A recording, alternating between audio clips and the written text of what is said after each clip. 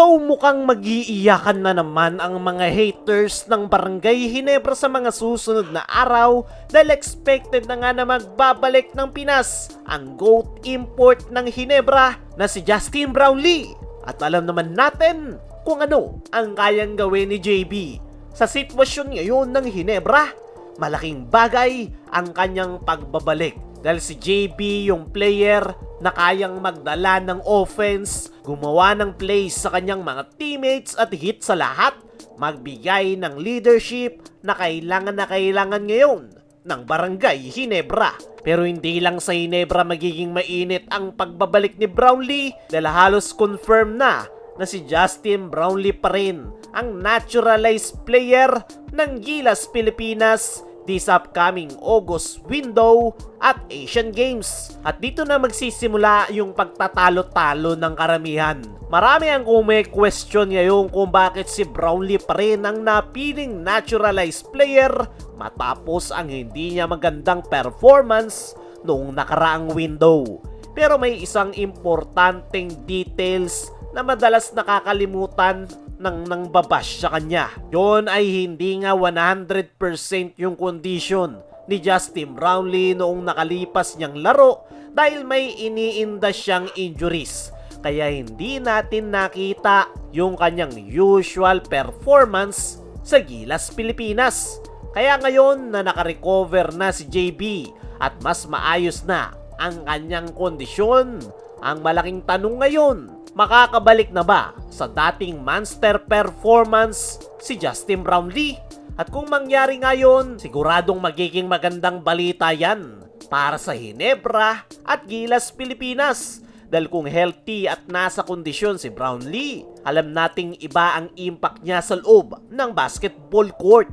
At para naman sa mga patuloy na question sa pagbabalik ni Justin Brownlee, ay wala namang magagawa ang mga yan. Tuloy-tuloy lang yung kanilang pag-hate kay Justin Brownlee, maganda man o hindi yung ipakita nitong performance.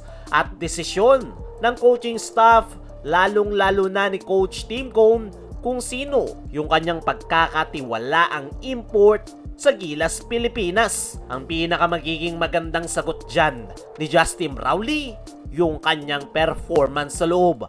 At kung may babalik niya yung kanyang dating laro, baka hindi lang Ginebra fans ang matuwa. Baka yung mga haters pa at mga nagsasabing matanda na si Brownlee ang unang mapatahimik at mamangha once na ipakitang muli ni Justin Brownlee yung kanyang napakagandang performance at mabuhat ang Gilas Pilipinas. Yung mga haters kasi na yan ng Ginebra ay wala nang mapaglagyan yung inggit sa kanilang katawan. Biruin mo, napaka-humble na import ni Justin Brownlee pero binabash ng mga haters kahit pa Pilipinas na yung kanyang nire-representa dahil lang sa Barangay Ginebra siya naglalaro. Ganyan kabulok ang utak ng mga haters ng Barangay Ginebra. Ayaw nila na makakita ng Ginebra player na naglalaro sa ating national team. Pero ang maganda, gaya nga ng sabi natin kanina,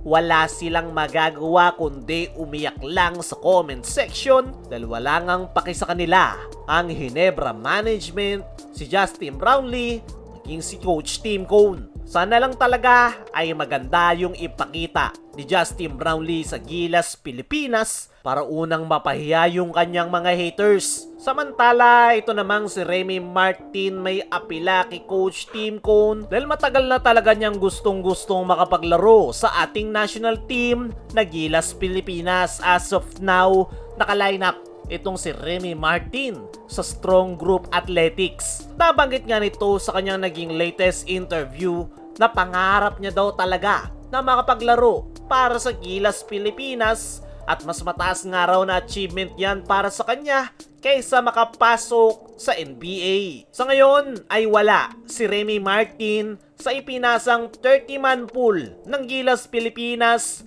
para sa Asian Games. Pero ayon sa ating trusted source, ay magkakaroon nga ng revision sa 30-man pool na ipinasa ng Gilas sa Asian Games, kung saan malaki yung chance na isasama o isisingit ang pangalan ni Remy Martin sa ating national team. At kung sakaling totoo nga yan mga chong, ay isa yang magandang balita dahil isang quality na player itong si Remy Martin at malaki ang may tutulong sa Gilas Pilipinas. Kaya mga chong, ano ang masasabi nyo? Dapat bang ipasok ni Coach Team si Remy Martin sa Gilas Pilipinas ngayong Asian Games? Ano rin yung masasabi nyo na mag-iiyakan na naman yung mga haters ng Hinebra sa pagbabalik ni Brownlee?